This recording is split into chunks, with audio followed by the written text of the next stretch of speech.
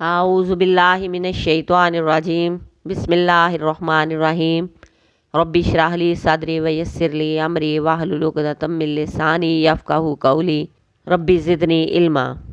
سورہ بقرہ کی آیت نمبر 256۔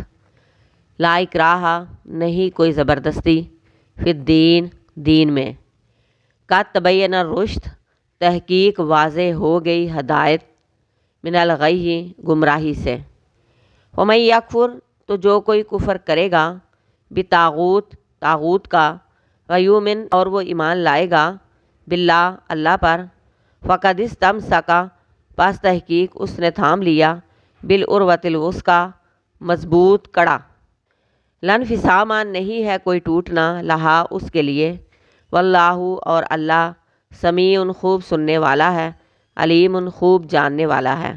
دین میں کوئی جبر نہیں۔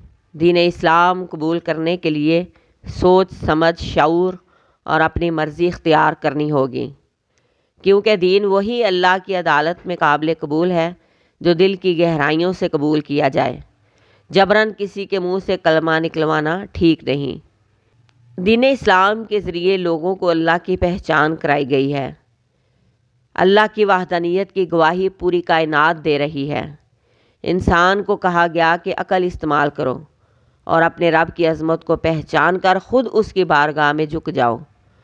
فرمایا کہ ہدایت گمراہی سے بالکل الگ ہو چکی ہے۔ اللہ کی کتاب، آپ صلی اللہ علیہ وآلہ وسلم کی سنت سے یہ دین اسلام واضح ہو گیا ہے۔ فرمایا کہ جو طاغوت کا انکار کرے گا، طاغوت کیا ہے؟ اللہ تبارک و تعالیٰ کے سوا تمام معبود طاغوت ہیں۔ اللہ کے علاوہ کوئی ہے جو رزق دے سکے، شفا دے سکے، اولاد دے سکے، خوشی غمی دے سکے، جو تمام کائنات بنا سکے، سورج چاند ستاروں کو اپنے مقرر وقت پر نکال سکے؟ اللہ کے علاوہ کوئی ہے جو تمام کائنات کا نظام اکیلے ہی سنبھالے ہوئے ہو؟ بے شک تمام قوتوں کی مالک اللہ تبارک و تعالیٰ کی ہی ذات ہے۔ اللہ تبارک و تعالیٰ کی عبادت بھی ضروری ہے اور ساتھ ساتھ ہر قسم کے طاغوت کا انکار بھی ضروری ہے۔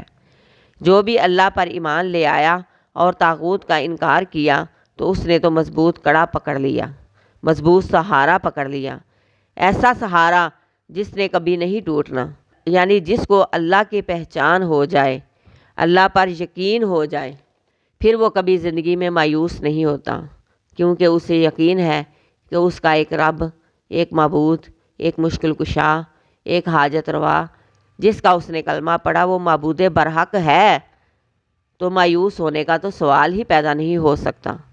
توحید کا سب سے بڑا فائدہ یہ ہے کہ انسان کو اپنے رب کا سہارا مل جاتا ہے۔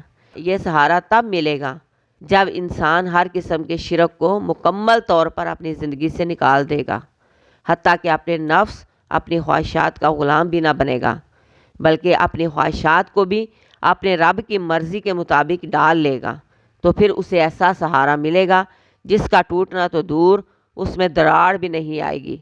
شیطانی وار سے بچنے کے لیے اپنے رب سے مضبوط تعلق چاہیے۔